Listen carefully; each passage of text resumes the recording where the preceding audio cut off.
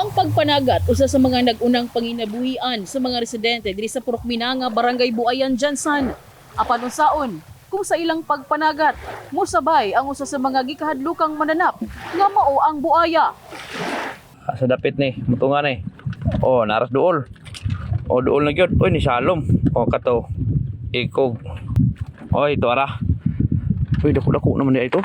Huwag dako-dako naman. Araw. Ay, mura magsungay na wala.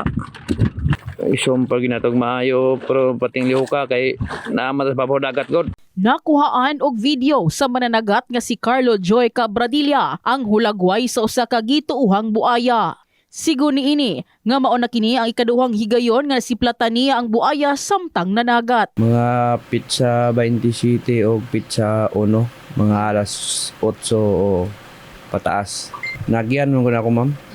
Tapos akong gibalikan sa bangka na kita na ko siya una-una, wala pa ko ka-video, buaya. Pagkasunod mo to gibidyohan ako para makuan sa mga tao nga na i-video. Di po na ko ma-sure ang kuan ba ang iyang kadakuon kay ulo man lang ulo.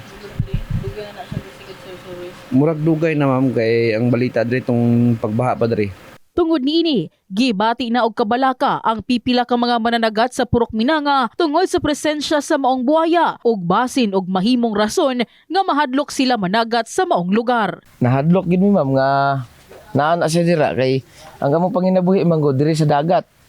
Nya basig matsambahan mi dira, basig mamaak. Ina na god. Encounter na ko siya, ma'am, nga one time na nudsol ko di kuyap na kitang adlaw.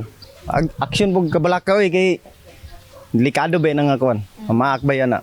Sa bahay ni Barangay Buayan, Kapitan Rogelio Solis, human masayran ang maong report kalabot sa sighting sa buaya sa maong lugar, gilayon kining nagpatawag og mga sakop sa DNR. History tells that Barangay Buayan is the place where are so many reptiles because of a deep river. Daghang kay buaya dira sa Buayan River at that time. So dili man sila hostile. So ako, they are still part of the environment. So katong pagkawala ato, nagdang na tong issue, nag-spread out na, nagsiga na.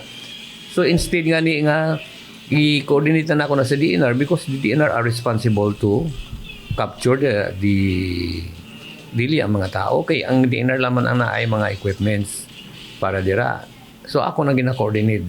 The very reason nga nung naana diri ang DNR, ako may nagdala diri sa DNR. Handom sa mga mananagat sa Purok Minanga nga maaksyonan sa otoridad ang ilang kabalaka pinaagi sa pagdakop niini. Oo, nagtuo sila kay kita nilang video tapos dili pud ako. Napoy gitawag nako nga dali kay naay buaya. So, kamusta na sir? Padayon lang yapon sa panagat? Sa karon wala pa may kuan pagkuhaon ng dagat minus pa man. Baway sa mi. Gusto na nako, ma'am, nga ma-action na nga mapuha gyud na siya diya, ma'am, kay delikado man gyud na siya nga kuan gyud nga sapat.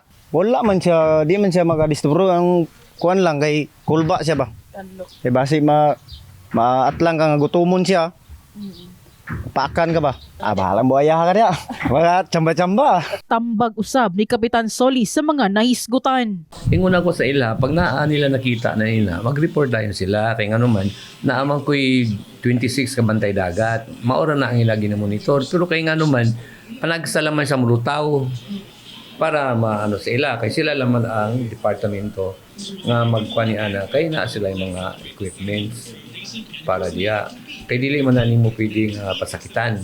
Sa karon, nagpabiling hisgutanan na lamang sa mga residente kung asa nagikan ang maong buaya. In the heart of changing lives, kini si MJ Fernandez, Brigada News.